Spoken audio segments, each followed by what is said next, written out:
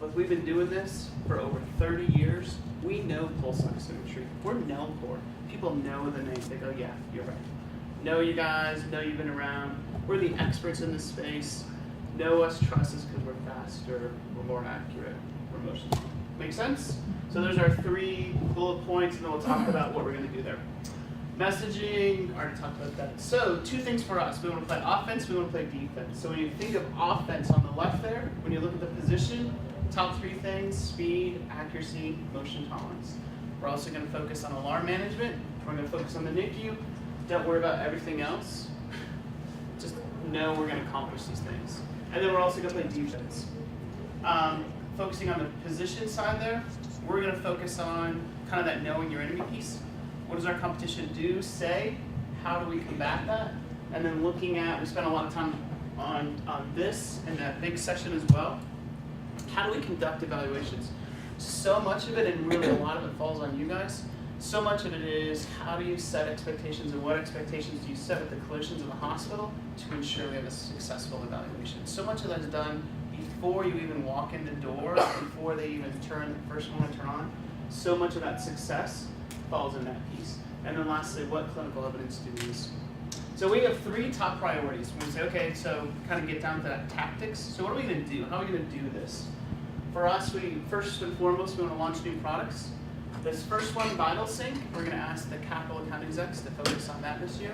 Everything else, for the most part, is going to come later in the year, and we're going to ask our territory managers to do that. Thank you, ladies and gentlemen. And then, I can't do both. And then we're going to ask the territory managers this year to focus on sustainability. So for us, that means focusing on Shamrock and our HEI prevention. So when we say sustainability, we know hospitals are looking to cut costs, they're looking to be more efficient, they're coming to our territory managers saying, hey look, I need to shave 2%, 1%, whatever the case may be. We want to give them financial tools, options to be proactive and help their customers in that aspect. And then lastly is our newborn focus, where we're going to talk about the NICU and CCHD. And that's where we're going to ask you guys to help carry the load of this piece. So when you kind of look at it in terms of who's doing what, it sounds like a lot, right? When you look at it in terms of who's doing what, territory managers, capital account execs, your team, and then Corey's team, we've kind of split the responsibilities. So for you guys, it's focusing on the NICU for McCourt and Infos. Make sense? Any surprises there? Does that tie into the things you already heard from Henry? Awesome. So I'll turn it over to Rebecca. She'll get to the good stuff. Okay. So pardon me if Actually, she's got, you can just hand me that one. Okay, just hand Turn her that that one off, yeah. sorry if I'm losing my voice. It happened the last time. I'm assuming it'll happen next week. Okay, so I'm Rebecca Mungen, marketing manager. I think I know almost all of you except for maybe you guys right here. So welcome. So today I want to cover a couple of things before we get into our newborn strategy. I wanted to go over the clinical evidence binder for McCourt. We did a webinar on this, 30-minute webinar, but I wanted to review it and then show you something cool that we have for you guys. So the clinical SpO2 binder is available now on SA2 and on our website. It's 300 McCourt pulse oximetry studies from 2004 through 2013. But they were reviewed by independent reviewers, not just by Covidian. So it's a non-biased group of oximetry studies. This is evidence that you can use when your competition goes in with their giant clinical evidence binder. Well, you got one now too, but it's way cooler. Ours is all electronic. And then, like I said, available on SA2 now as a PDF that you can download, or on the website, which your customer can go to. So on the website, every product has a product page. And in there, there'll be a product, a technology, and a clinical evidence page. If you go into the clinical evidence tab, you'll find the clinical evidence binder. Your customer can look by year or all, and it's in alphabetical order in the year. So they can get on the website and go right there. Every single article has its URL, so they can go right to PubMed to get the article. You can't give them the article because unless you give them a hard copy, which they're available in SmartSource. but you cannot email them a paper because we don't have e-rights, so this is the way we can do it. They're on PubMed, they can just get it for themselves. So it's a nice way to get the clinical binder either for yourself on your iPad, you can email it to them, and they can just sort and look, or they can come on to our product page and look that way. So this is the PDF version that I just kind of made a little larger to show you by year descending from 2013 down, and I highlighted how the URL for PubMed is on the side, where that article is specifically located. If it is blank, that is because it's a white paper from us, which would be available on Smart Source only. So like Michael Mestick, this is his paper. So it's a good way to show what evidence we have. Now these are being made for all of the product groups. Nelcor is just first. You'll eventually have Invos. You'll have MicroStream. They'll put them in this order. But first came Nelcor. So why do you want to use this? It just showcases our breadth and depth of pulse oximetry in the studies that we have. You can use this during competitive evaluations. Show them our literature. If you have contracts that have 18 months or less on them, this is perfect. Start working with those customers. Show them our literature. If you have a specific need, I'm going to show you the next tool that will help you search specifically for what article you need to support that particular topic. Your competitor Massimo is coming in with this giant binder, and people go, wow, well, who wants a big giant binder of paper? This, we're going to show you how you can search and create your own binder. These are the top 10 Nelcor assets that you should always have at the ready at your fingertips.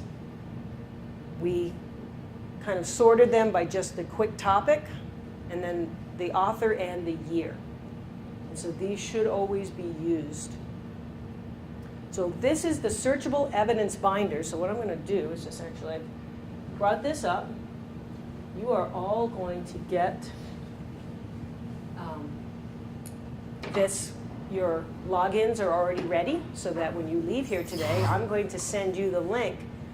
You have to be a Covidien employee to get on here, so you cannot send it to your customers, but you can search all 300 Nelcor articles. MicroStream is on here now, so they got MicroStream on here. You can search for articles any which way you want. You can search by author, descending year, ascending year, periodical title, any which way you need to look at it. You can look at them in different views, however you want to look at the article. You can create your own bibliography, so you can make a bibliography that you like, that suits the way you like to work. All of this can be emailed to your customers. You can put it on Facebook, Twitter, Gmail. You name it, you can put it on there. But here's the cool part. You get a full abstract summary when you click on the hourglass.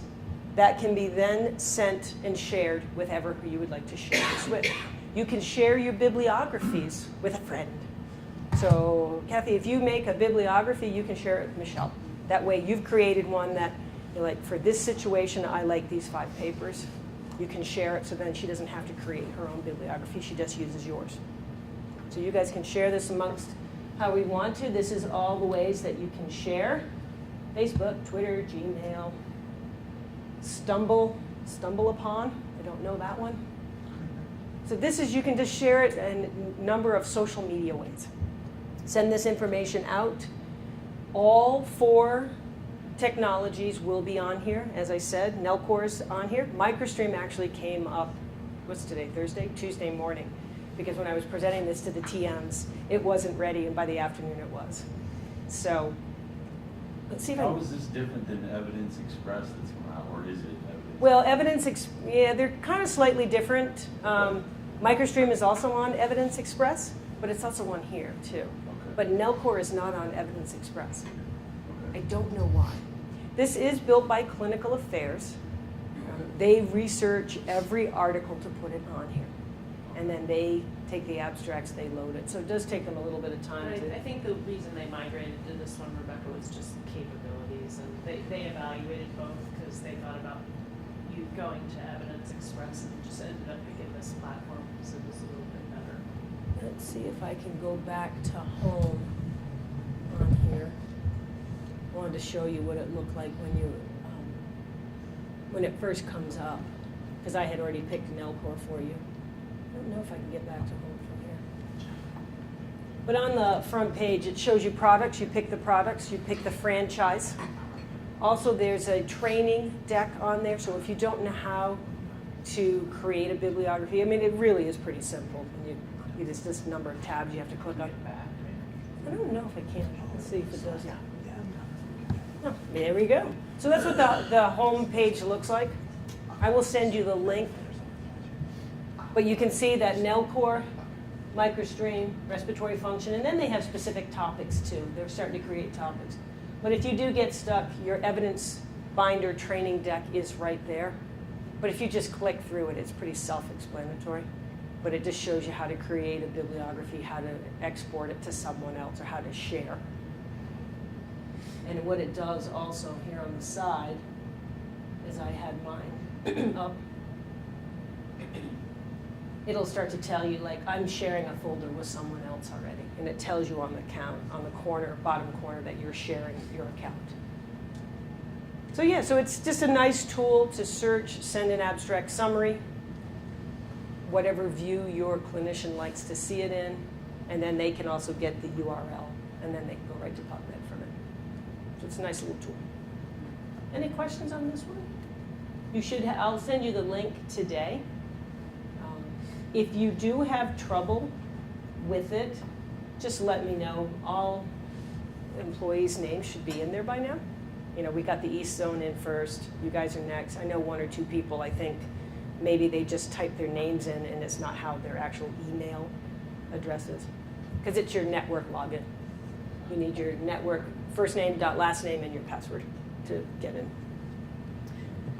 So that's what all of these next slides were. So that's the link. I'm going to send it to you. And it just tells you how you're going to get these decks as well. So it just tells you how to go through them, how to create a reference list if you want to create a reference list, and then how to search. But you know, you can just type Nelcor in the upper corner. You can sort however you need. So it's just a nice, quick tool. But you can also search for MicroStream now. So then all I'm asking is go and play with them. This can be done on your iPad as well. Laptop, iPad. Play with them. Start creating your deck. Take the top 10 and create your reference list. You know, that way you can pull from it.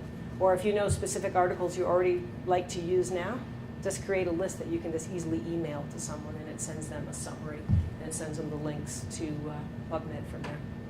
Just practice it, use it, get familiar with it is what we want people to do. Okay, any questions on that new tool? Cool. Okay, so now we wanted to go into our newborn strategy. We're calling it newborn because it's more than just the NICU. Labor and delivery, new babies, it's kind of the whole suite of, you know, new babies coming into the world that we want to focus on and not just say the NICU, because then we were missing a key piece in labor and delivery.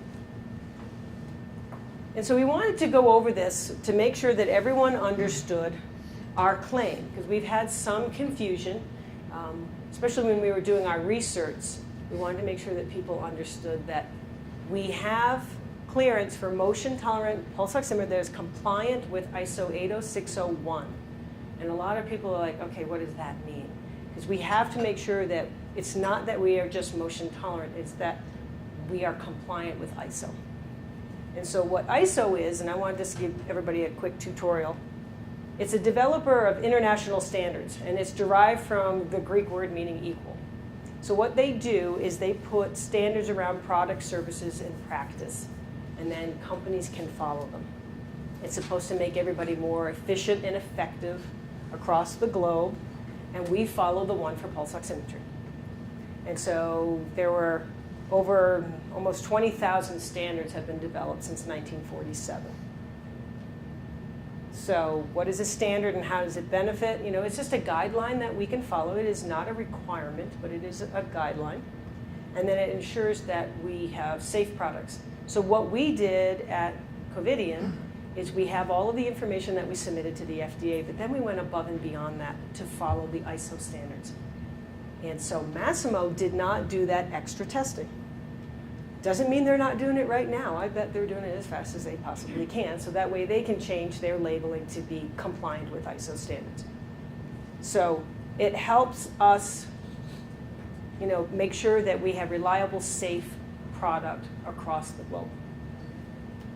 And so this came out in 2011, and that is the medical electrical equipment standard that we follow.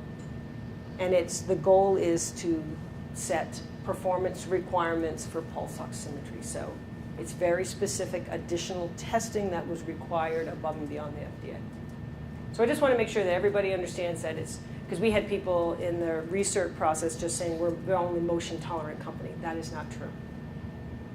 Motion tolerant that is compliant with ISO. We've got to make sure we say that part. Okay, so how do they help you? There's over 1,200 of them alone for just the healthcare industry that companies are following. They protect the health and safety of patients and the healthcare providers.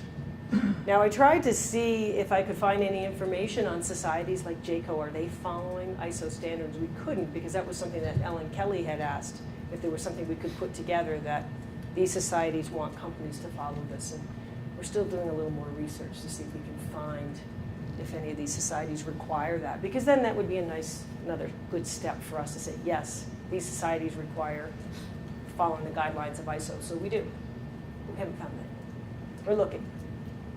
So I just wanted to give everybody a quick summary of what the International Standards Organization was. This is our NELCOR motion testing paper that came out when we had our approval for the ISO certification. And the key takeaway here is that we have demonstrated motion tolerance according to recently introduced specifications of ISO. So that's the key thing, is that what they suggested, we did, we followed. And we're the only company to do that. And that was additional monitoring equipment that, to that of the standard read-down test protocol, has provided a chain of evidence that extends beyond the recent recommendations of the standard. So we actually went above and beyond what they even asked to make sure that we met the requirements. And this paper is available in Smart Source. It is not available in PubMed because it's a white paper for us. Okay, so the statement from Alex Kemper when this all started with Health and Human Services. And what's her name? Catherine Sebelius. She's under fire right now. So luckily she got this done last year before she got busy this year. So they talk about how it is any hospital-grade pulse oximeter that is cleared by the FDA to use in neonates is suitable for CCHD screening. That is us. So they had to change the language a little bit because they said on a motion tolerant, so now they're saying hospital-grade, because there's a lot of pulse oximeters out there that are not hospital-grade. You can get them at Walgreens. So they're saying a hospital-grade is to use. So you guys all know this. Becca, can you go back to that slide? Mhm. Is that, Oh, I can't go back on this. so is that something new that Kemper has written? Or is that in the big Kemper paper? It's in the big Kemper paper. We pulled that out because originally the statement was motion tolerant oximeters. Well, then that excluded everybody but Massimo, because they were the only ones. So now what's concerning to me about this is it's I don't see this as a help to us, truthfully, because they have a hospital grade pulse ox, we have a hospital grade pulse ox. They're saying you can use a reusable pulse ox sensor, but the accuracy there is not going to be right. especially for some certain states have. Yeah, so his article is a bit vague, or it's not specific enough, because we would say not to use a reusable, we would claim more than a hospital grade, but he did this because of all the pulse oximeter manufacturers out there. Well, I think part of the help piece was that originally when this came out, if you Google or search CCHD, whatever paper or site from Massimo, made it sound like that was the only, you could only use their product. Right, so they Oh, changed so it. that's how Something to we were rebut it. using this. Yeah. Okay. All right. Yeah, That's because the way it was originally going to be written, bless you, was motion tolerant pulse oximeter. They're the only ones who had that claim. So then it excluded every SpO2 manufacturer. So then Kemper, bless you, Kemper changed it to say hospital grade oximeter because you have every manufacturer out there who's making SpO2 would not meet the requirements for screening for CCHD. Okay. Yeah. So it did help us in the fact that, then Massimo couldn't be the one claiming that they're the ones that could be used for CCHD. So what is it? Number one most common birth defect amongst babies. Approximately 1 out of every 1,000 babies has a form of CHD. So do you guys run across this a lot in the hospitals? Do you see this quite a bit? Can anybody find me a really good story? Fox News is trying to do a story with us. Big Fox News, the one on national TV. We've tried a couple of locations and the parents backed out on us. Ginny Longnecker, I think she tried to get one and they backed out. I sent you one in, no? Yeah, In Colorado. yeah, we can't get anyone. These guys will do it. I don't know. I think what it is when they- The baby was 28 weeks and there was a PDA that was diagnosed by an elbow pulse ox. Because see, we give them all the information to Ruth Kane, and then she's been working with Fox News. And so far, Fox News is telling us that they can get anyone who's willing to be filmed and interviewed. These guys would do it, and the mom is a Flight for Life nurse. Okay. So I'll Yeah, follow up with you. Yeah, because it would be nice. Because it'd be nice to put this on because they want to use our technology in one of our babies and have it on TV. And we thought we had a good one with Ginny, and parents, I think, got nervous about not wanting to promote that their infant had issues. If you also connect with Ryan Seal, Marybridge is a good hospital to tap into. One of the authors actually worked with Diane Zook and Dr. Bark, who also was the co-author of the Kemper, co-authors of the Kemper study. We worked with them closely, and in their hospital, I think they had a few misdiagnosed as well. And so, who knows? They might allow us to. So Ryan. Problem is, a lot of the hospitals don't want to be referenced that they had a miss. Right. They don't want the press, and we are looking for a story that obviously turned out well. That we caught the baby, that screening caught the baby, that the baby then, thrived afterwards and not that there was an issue. Is it Adam? That press, nobody wants that. So let's talk to see if we can get it, because it'd be cool to get this on TV, to push the reason for screening. They did have, here on Channel 9 News, here in Denver, one morning they had a story on CCHD and why you should screen your infants, and it was all Massimo. But yeah, it was in their studio here, just a couple miles from here, and they did a whole story on Massimo and CCHD screening. Yeah, so I was like, we got to learn about these things because Steve would love to get up at 3 in the morning to go to the morning news hour and screen babies. Okay. So, what is a normal pulse ox reading for infants? Between 96 and 98 after several hours of life. Who should be screened? All well infants in intermediate care nurseries should be screened. When should you do it? Before discharge from the nursery, but after 24 hours of age.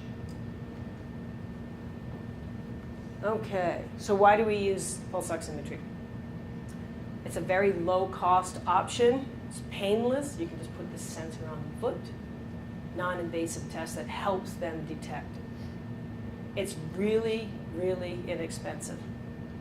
Cost estimates are it costs the hospital overall an additional $1 to do this. And how many babies could be screened and caught? A physical exam is the only current method to screen for CHD after birth. And only 44% of those are detected by a physical exam. So pulse oximetry is a low-cost, painless way to check them out. Plus, if they're going to be doing a car seat test, use the same sensor. Does everybody, do all of your hospitals that you work in use the car seat challenge? I don't know what that is. For babies under a certain weight, depending on how far they have to travel in a car to go home, they put a sensor on them and put them in their car seat to see what happens with their oxygenation. Because if they're getting like kind of squished up. So if you have an hour drive, they may make the baby stay in the car seat for 2 hours before they discharge them to see how that baby reacts. But if you're going 30 minutes, they may make it an hour. And they just put a sensor on the baby and let it sit there in its car seat and see what happens. It's not a requirement, but more and more hospitals are doing it. To see if they're ready to go home. And I think it's what, under 5 pounds? 6 pounds? MICUs, I think, usually will perform. All Yeah. MICUs will perform. Yeah, just to see if they're okay to go home. Okay, so where should it be done? In the nursery. You can test it on the right foot, or right hand and 1 foot, and then you can use it with other newborn screenings that are required to get them done. So, does everybody have their clickers still? Does anybody, have we announced any winners yet? Must be today. First day. They'll probably do it at the wrap up for us. Yeah. Because I know they've been pulling the data from us every night. They pull the data to see. So we are in 61. So remember, it's CH61CH. And these are going to be extremely hard questions. Okay. Is everybody ready? When is the optimal time a baby should be screened for CCHD? And I'm glad that Kyle came in and fixed it because I had highlighted all the answers in red. So you guys could have just picked them all. Okay. Be a big time. I think that's everyone. It is? Okay. Okay, 100%. A is correct. Excellent. So here are 2 new clinical articles. These are in your reference manager and in your SPO2 binder. The correlation of pulse oximetry and APGAR scoring in the normal newborn, and then cost effectiveness of routine screening for CCHD. So 2 new papers that you can reference and use when you're talking with your clinicians. And you guys are going to get all these decks after. Because we're doing 3, we have to hold them up until everyone gets trained. Unlike me, who sent out the first batch of information to the TMs, to the entire team, and then had to recall my message. Just realized 2/3 of them hadn't been trained on it. Okay, oh, we get another question already. Prenatal ultrasound currently identifies less than 50% of all CHD in utero.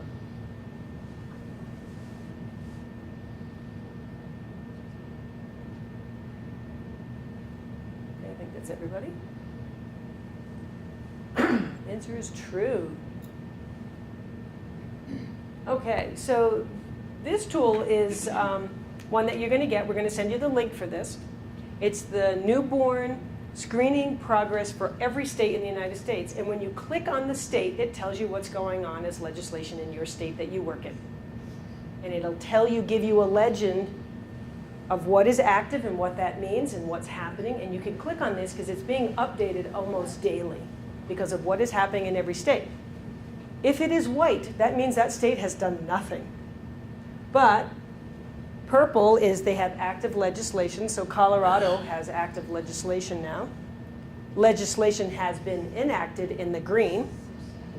That kind of grayish color is regulatory addition, and then So- multi-centers or pilots. Quick geography lesson. Oh. The white state in the middle is Kansas. Thank you. To the left is Colorado.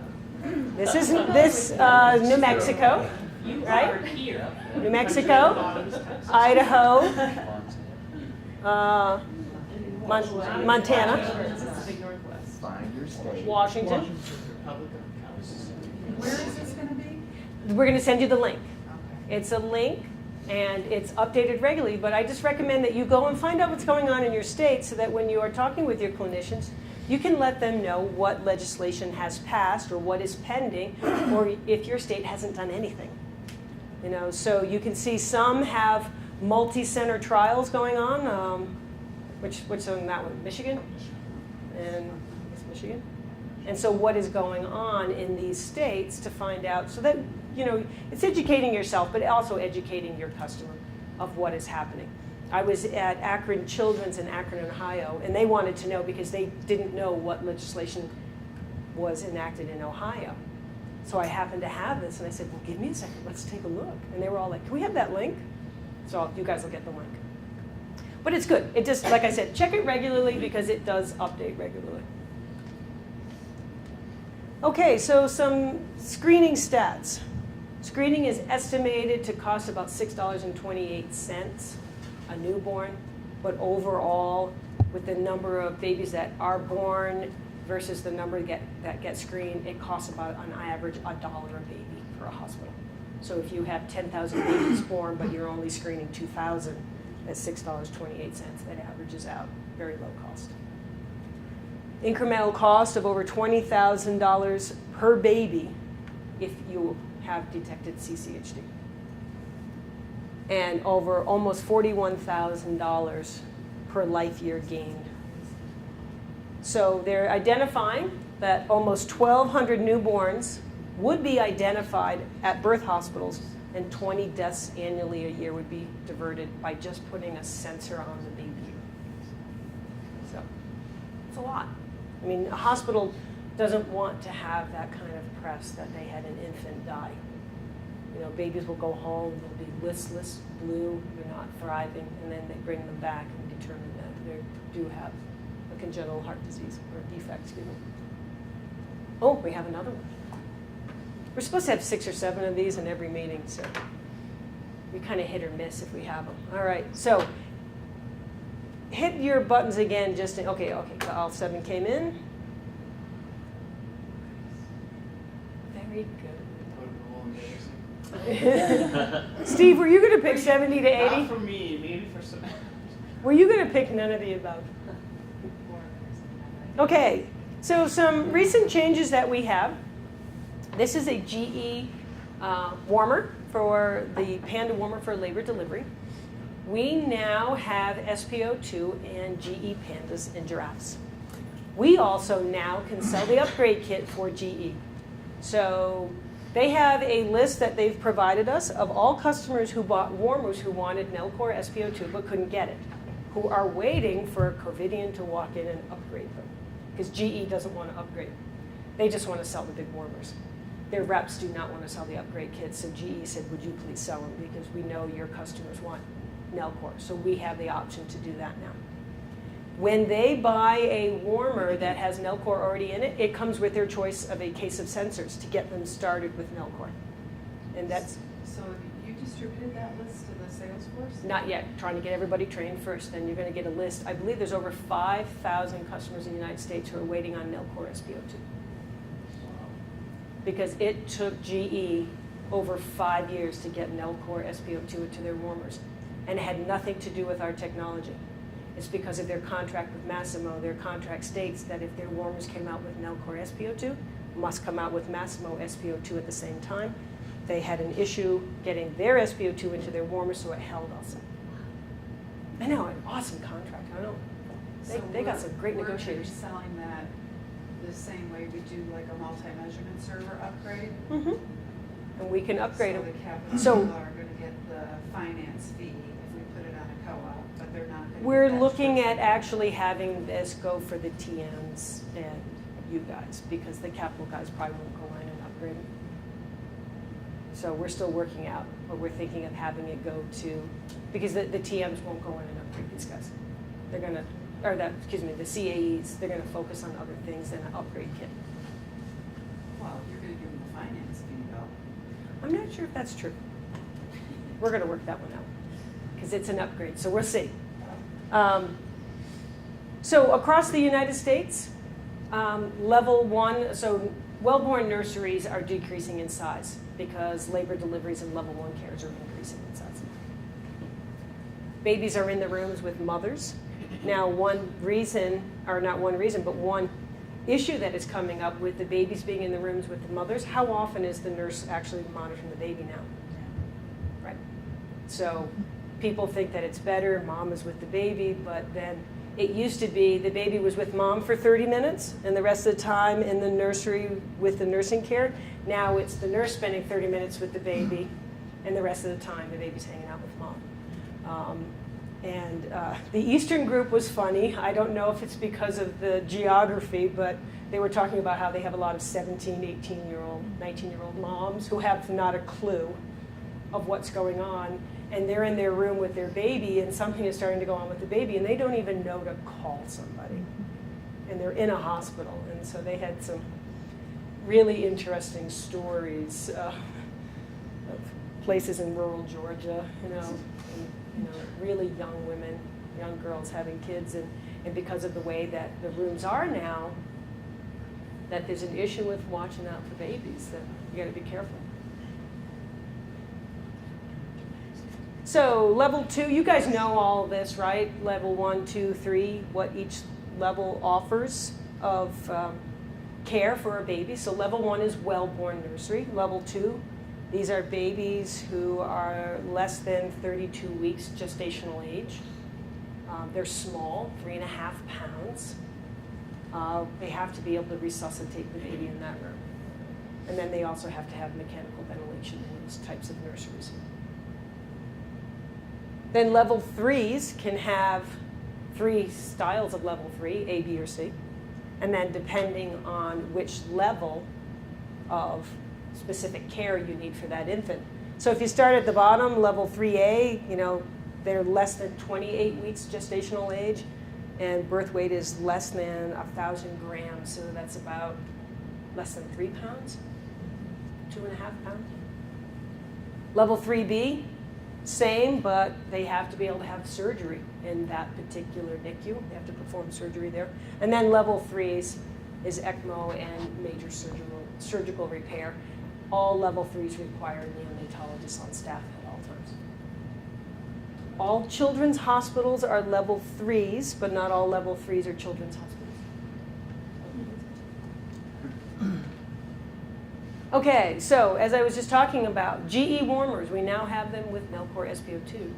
So it's great for us to be able to get in there. If customers like our sensors, when they are buying a brand new warmer, they can choose the McCourt box of sensors that they want. They pay for it through the price of the warmer, but they can get max ends, they can get soft care, they can get a variety of different things. And then that's all of the information for us. When we set it up, we have full product information and training information for you now. It also has sat seconds, which is the only warmer, and their sat seconds are in color. Ours aren't, but theirs are. So they have color, so as it fills, it starts changing in color and escalating, which is kind of cool. So that's a nice feature that they have. GE loves sat seconds. Their reps are great at it. They really understand it, and they really push sat second. So like I said, we do have brochures, we have customer presentations, and we have press release. All of this is available for you. All of it is on SmartSource and SA2 for you. And then these are the kits. It's only going to be $1,600 to upgrade a warmer, which is pretty low cost. And then the GE engineer will go in and do it for them. And we pay for the $250 installation fee, and a GE rep shows up and installs it on site. Now the nice thing is, it's not just those who have no SPO2. We can swap out Massimo with this. So if you can convert them and they already have Massimo SPO2 in their warmers, the upgrade kit can swap them out to McCourt. And it's an easy swap. Oh, here's another one.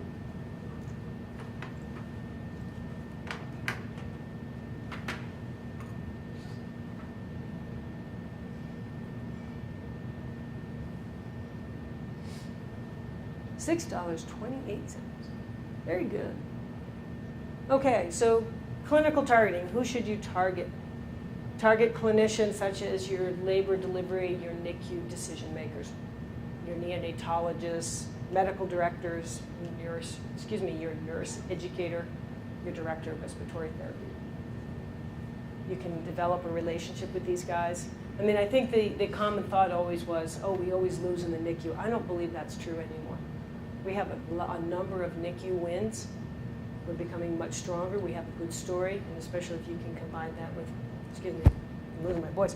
Combine that with INVOS, you have a great story to tell in the NICU. Oh, there's another one. You guys better win today. Somebody here better win. All right, it's level, well, I guess that is a trick question. It's a level 3, but it's a level 3C, has to be ECMO. And that requires a neonatologist and surgeon on staff.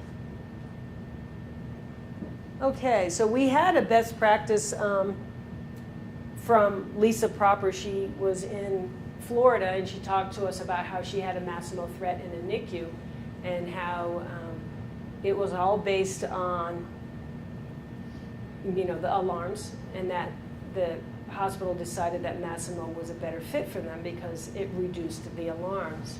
And she went in and talked to them about the McCourt advantage and talked about our technology. And they were like, no, your product just alarms too much. And then they actually ended up having an event where the alarms, it wasn't alarming and there was an issue with a baby.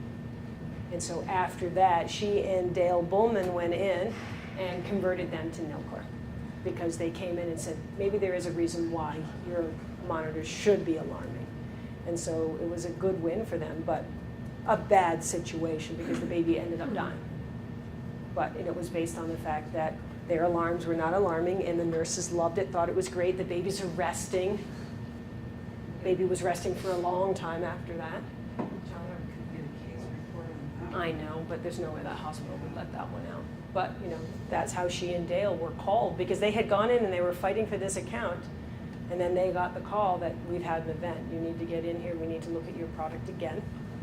And they met with everybody and they did an evaluation, just, testing it out on babies. And they're like, okay, this is the reason why this baby died is because it wasn't alarming. You hear these stories all the time and it's so sad. It's like, maybe the story we heard yesterday, was it yesterday or 2 days ago? About Eric Coles was telling us about the story, how the woman was complaining about her pulse oximeter keeping her awake. And so the nurse said, okay, well, we'll take it off and we'll take it out of the room. The woman died. It was keeping her alive, but she was like, it keeps alarming and it's annoying me. So the nurse said, okay, we'll take it off. Well, I'm not going to bother her now. It's because of SVD. And AMS. So at this point, we're supposed to do some hands-on activity. Do you want to take a break first? Or do you want to do the hands-on? Do you guys want to take a break first? No, because you guys started pretty early this morning, right? No. Well, it'll give us a second to get things ready if you guys want to. It's 9:20. Why don't you come back in like 10 minutes? I am coated with carpet fuzz. I know. Yeah. And it just. My shoes are turning red fuzz. Oh, I know. And I have the type of material that it's clinging to. Okay, so why don't we start, Michelle and Elson, why don't you tell us on motion in this situation, how would you guys have addressed this?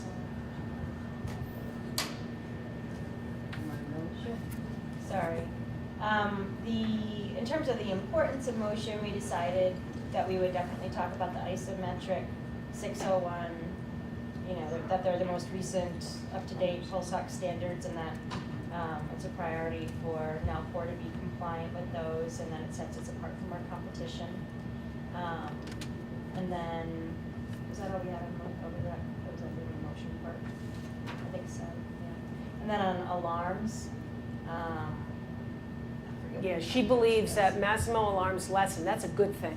right. So how would you address that with your customer? So a couple of ways. We might talk about the fact that, going back to our core marketing message that we're the fastest, accurate, and motion-tolerant technology. Great. So possibly bringing up the Johnston article. Very good. Saying that, we're going to be quicker to react to physiologic changes. Good. And because we're digital versus RCal, we are more accurate. We have the low accuracy claims, and if you show her that article, you could say, this is one potential reason why you're seeing less alarms with them. And what's the outcome of that? Right, and what is the outcome? I mean, you're not being alerted when your sats are in this range. You would be with ours, and you're not with theirs. So what, you know, the potential outcome there is adverse for the babies. And then obviously we would talk about sat seconds and make sure they know about sat seconds and they're utilizing sat seconds. And then finally, we would make sure that she understood the difference between McCourt technology versus Massimo, the whole digital versus RCal, and cardiac base versus saturation base, and that they're applying the sensor properly, applying the sensor first, then hooking it into the patient cable and making sure that sensor site is still while they are acquiring that signal for the best performance. And I would maybe even go so far as to teach her that this is what they'll do to tell you that they're motion tolerant. But here's why our monitor doesn't work when they do that. Excellent. Nice. It's very good. The two things that I'll point out I ran into with the Johnson study is Massimo loves to spin it that they reduced ROP. And my comment on that was always, yeah, but if you read the article, the mortality rate went up. So that's a good thing. Yeah, so So you're that's- reducing the incidence of ROP, but increasing the incidence of mortality. Right. So that's one. The other thing that I always like to point out is in the motion testing white paper, we actually filed with the FDA our 510 in motion. We're plus or minus 3%. That motion white paper, we're plus or minus 1.53%. So we've actually, our technology has actually gotten more accurate than what we originally told with the FDA with Oxymex technology. So it's huge. So we're going back for a better claim. Love to. Up to- So everyone know what ROP is? Mm-hmm. Okay. So oxygen toxicity, so oxygen can cause blindness. The amount of oxygen delivered can cause blindness in babies. Okay. This team, how would you tell us what you would have done the same or differently? That was a great, we kind of went down a different road of role playing and just discussing that, yes, Massimo, kind of what they were saying, it is going to alarm less, and here's why, going into the basis of cardiac-based technology, and what that means, that you'll commonly see a desat and resat before these other technologies that overprocess the signal. And then in addition to that, what we do to combat that is employ sat seconds, which is going to help buffer some of these so-called clinically insignificant alarms. So we went down that road. We used, I really like this low sat expanded accuracy. And I talked to them that this can be found on either of our websites. This is what we have to report to the FDA and walk them through the accuracy specs. Have you guys all seen this one? This is the low sat expanded accuracy handout slick. So this is a good piece to use. If you really get down into the weeds on this one, a lot of people use the plus or minus digits as percent, and it's really not true. And so if you can find yourself a smooth talk track to get through what ARMS means, and that is a bigger range, it's more compelling on the Massimo side that they don't have a recommendation. And just off the top, you know, they're saying they're 1 digit less in the neonatal world, and that actually equates to a larger percentage range, and kind of draw that out. So it takes a little while to get a clear understanding of that, but I think it's meaningful. Good. When people can see that. Anything? Chris brings up a really great point because the ARMS has calculated distance between observed SpO2 and actual blood draw, and once you're plus or minus 1 more digit, that's huge. I mean, the standard deviation is 68% of the population. 2 becomes 95%, so it's even further. So great point. I think a lot of reps and even the clinical group, we use those interchangeably. It's probably not a good idea. You just have to be careful because it can become a pretty technical conversation, knowing what those percentages Well, root mean squared and yeah. Right. So would it help to have like a little primer on that? I feel there's And maybe a talk track? I've This got a little slide stats in an older class. presentation, I think, that I can send out to you, but has a nice explanation of, I believe, the plus or minus 2 digits equates to approximately 4%. And so if you were, if your display was at 94 SpO2, if you were to draw blood gas, you would be within the accuracy specs of that device if you were from 90 to 98. Right, So it's it's a plus or bigger- minus 4. It's a bigger Do you gap want me to than you take might that on think. with Jamie Watson and Keith? Yeah. Because they could knock this out pretty Yeah, just quick. maybe a one-pager that puts it in nice layman's terms so You're that just when talking you're about the explaining it, you can explanation explain of it to your RMS. clinician. RMS with a few examples. And what example this, of yeah. SpO2 and what the ABG Yeah, could be. if you like could, you Corey, that'd be just great, said. because I think a nice one-piece, With like, our accuracy claims versus their accuracy. Yes, because Jamie Watson's writing up a few new white papers for me on a couple things where we're just seeing lack of clarity and understanding and the value just not quite translating. So I can add this to the list. I think we should be able to knock something out pretty quick. great. So I'll talk to him next week. Yeah, that'd be nice, because I think that'd be a nice piece to have. If there's other things like this too, guys, just send them my way, Corey Johnson, and we'll look at it, because this kind of falls under those competitive tools where we're not necessarily talking new collateral, maybe it's No. just internal pieces where we get everybody just really fluid with the talk tracks. And a nice, simple explanation Yes. so that if you, the clinician, knows it, your clinician will know it. And Yeah. it is hard. Well, and as you guys look at the other evidence that Massimo's putting out there, we report RMS accuracy for things like breast rate as well. They don't. They report mean error. And so, it's just gonna be, it's always gonna look better than the RMS. And if you guys get comfortable with that talk track too, you can expose a lot of weaknesses in their clinical data. So that's sort of a primer. I know Jen rolled out a little bit of it at the Global Marketing Summit, so there's probably content there that we can leverage and just pull it in. So we trained down to the regional product manager level, just not all the way down to the reps yet. There's probably stuff we can grab. Jennifer and I help. Yes, The other yes, you and Jennifer Hilton, yeah. Anything anyone else would like to add on the motion tolerance sections? I mean, it's great feedback. It's the way to address it. And if you think of tools that you need, let us know, because we can help develop them. Okay, so let's go on to the next one. CCHD. So the team over here. How do you guys want to explain? What would you have done for this, Dr. Peterson? So first of all, Dr. Peterson understands CCHD because as a neonatologist, CCHD is already routinely checked in the NICU. So that's a given. Speak up. Yeah, sorry. So CCHD is already routine in the NICU. Before this became a state, state awareness and became a state mandated procedure or test, this has already been routinely done in the NICU. Is that true across the U.S.? Well, so far so good. The reason why I'm asking is because in the East Coast, in the Eastern Zone meeting, they were saying it isn't. They have a lot of NICUs who are not doing it. Not even to this day, they're What not level doing of NICU? it. Like level 1. Oh, Sure. That's what they told us. So I was curious. So I don't know if My it's whole region, it's law. So- yeah. yeah. So I don't know if it's the geography. I don't know. I was just curious. I don't. Everyone has In New Mexico, it's not existent. There's no law, there's no. The white state. That's New Mexico. Idaho, Montana. So I was just curious, but In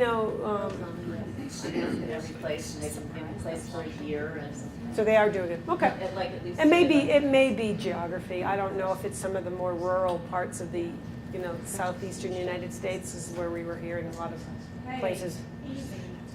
Southeastern United States is very progressive in general. Especially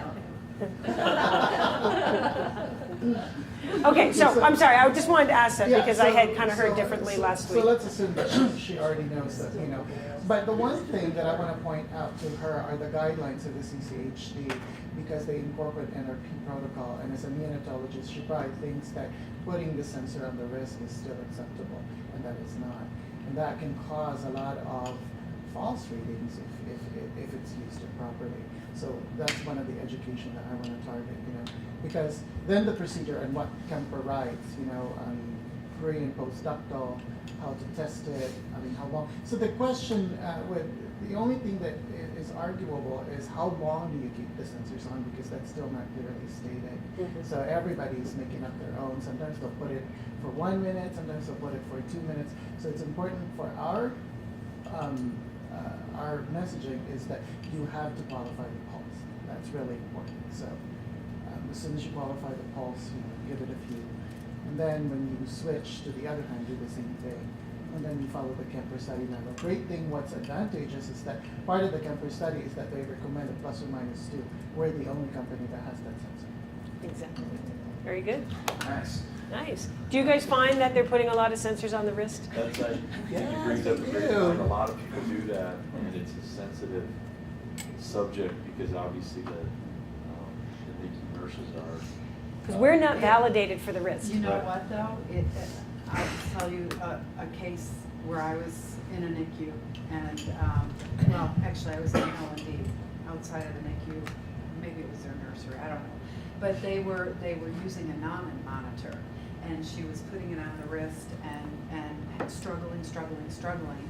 And we were trying to sell some 560s for them to use, because it's an LCOR house otherwise. And so we got the NALCOR. I said, we don't recommend the wrist, and here's why we don't recommend the wrist. Believe it or not, when the pulse is way too bounding, that's actually challenging for a cardiac-based technology. Went through the whole cardiac-based technology. And then, so I said, if you're willing, try it, just on the hand rather than on the wrist. Picked up, boom, beautiful. She just looked at me like, I said, could you spread the word to your fellow nurses? And we ended up selling 560s in there. I think it cured them from doing this, so maybe I got lucky in that Right. case, I don't know.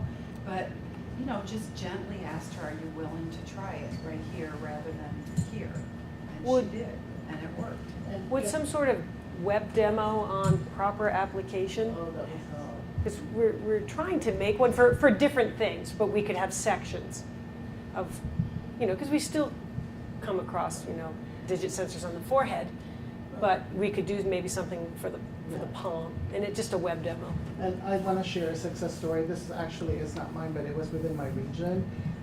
Phil, our former rep from Sacramento, we almost lost an account because of that. So it was also labor and delivery, and they were so frustrated because they were not picking up signals. They were getting so frustrated. Massimo was in that account, and they were just ready to switch. The nurse manager wanted it, the director of nursing wanted it, and Phil goes, let me just go in there and figure out what you're doing, because why are you not picking up signal and everything? And sure enough, putting on the wrist, not waiting for everything. And as soon as Phil re-educated the whole team, and I went and helped out, Deborah Gorey also came and helped out, but as soon as we were able to re-educate them, we saved the account. Excellent. That's good. See, just a little bit of education. But I don't think that maybe they don't understand that they shouldn't be using the wrist. Not something that we can help provide. I agree. I think a lot of times they run out of real estate, and it's an easy accessible spot. But, And it's regional, because I never saw it in my L&Ds. or my mom babies. And then I rode with Margaret Matthews last year, and she's like, it's all over my hospitals. We re-educate. So, it just depends. And it's like J. Mark said, it's NRP guidelines. So. Right. So we're hoping that energy will change that statement. So Exactly. we're working with it. Yeah, if they can get it to the foot or the hand, then great. Well, thanks, guys. That was awesome. Those are, 2 examples, and hopefully you can use each other when these situations come up on how to address that if somebody is not as familiar with how to address one of these particular situations. So these are the questions to ask that we just handed out. So I wanted to show you this. Covidien sponsors the U.S. News and World Report Top 10 Best Hospitals edition every year. And so if you guys want any of these, we have hundreds of these magazines in the Boulder office. So every year, Covidien does this issue that pays U.S. News and World Report. So we looked at the top 10 best children's hospitals. We are in 5 of them. So that's not so bad. So seriously, if you guys want this, it's top 10 every kind of hospital you can think of. And so we pay for it. We have an ad on the front. We have an ad on the back. But I think Massimo does one too. So But this just kind of shows you, the hospitals that we are in, and that we are in those particular children's hospitals. And a lot of people will say, oh, well, we don't have NICUs across the U.S. Obviously we do. So it's nice to see that. So like I said, if you guys really want copies of these, just let us know. We can send you out some. Okay, so the last thing we have, and then you guys are going to be done with us. Actually, 2 things. I got 2 things. At the end of every session, you guys have been getting a strat on a page. And so there's the strat on a page for our newborn strategy. You guys need some. Steve needs some. So, talks about the product and the strategy at the top. Talking about CCHD, everything that we covered. Our key targets. Nurse educators, your NICU managers, your neonatologists, lead respiratory therapists. Some of the key messages. Pulse oximetry is a quick and cost-effective tool for screening. It's inexpensive. Our statement about being the first motion-tolerant, compliant with ISO 80601 talks about some of the costs and some stats. Tools and tactics, everything that you can use for these typical situations that you just went through. And then calls to action. We're asking that you assess the top 10 NICUs and labor deliveries in your area. Start looking at these accounts. Identify 3 competitive NICU and L&Ds that you can target. And then obviously try to use this messaging. Go in there. Use your McCourt technology advantage story that was presented to you 2 days ago. Educate them on the legislation for your state. And everything that has a link, you're going to get that in an email from me by the end of the week. And then go in, just learn what your state is requiring, what your state is doing or not doing as far as legislation so that you can help educate your customers. Like I said, when I was in Akron Children's in Akron, Ohio, we were presenting to a group of neonatologists. 1 knew the legislation for his state. The other 5 were like, what are you talking about? They understood CCHD, but they didn't understand what their state was requiring. So then they were looking at him, and he was like, oh, yeah. And that's why I brought up the web link and showed him that, link to the United States of what everybody's doing. But that one gentleman, he knew, and everyone else was shocked that he knew. So we're just asking you to go to these accounts, see what we can do, how we can help, and use your TMs and your CAEs also as needed. So that was everything we had, but we are asking you guys to fill out. Did you guys already do? Then never mind. You guys don't have to do one. You only have to do one once. Yep. Unless anybody hasn't filled them out. Yeah. Has anybody not filled one out this week? Oh. Would you mind filling one out? What if I say yes? I don't fill anything out. Oh. Christina has them right behind you. So before we used to do a big Zoomerang or Survey Monkey. Now we're just kind of doing them, small.